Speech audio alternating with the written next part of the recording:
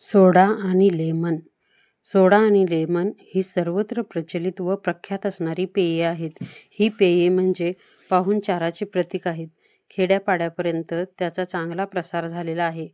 वायू, उलटी, अपचन, पोटदुखी, गोळा उठणे इत्यादी विकारांवर ही पेये गुणकारी ठरली आहेत.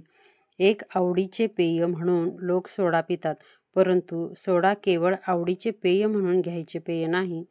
ते एक औषध म्हणून वापरण्याचे पेय आहे. उलटी, अपचन, पोटदुखी व गोळा उठणे इत्यादी विकारांमध्ये या पेयाचे सेवन करणे अत्यंत गुणकारी ठरते.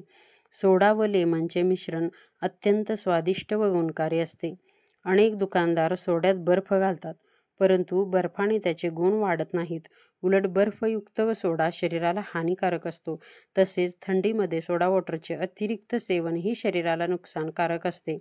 बर्फाने तहान तर भागत नाहीच, उलट पचनशक्ती मंद होते. लिंबाच्या ॲसिडचा उपयोग करून लेमनच्या सीलबंद बाटल्या तयार केल्या जातात.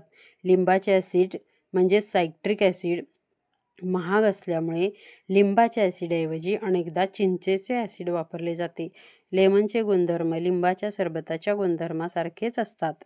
सोडा, लेमन एक आवडते पेय म्हणून त्यांचे अतिरिक्त सेवन करू नये.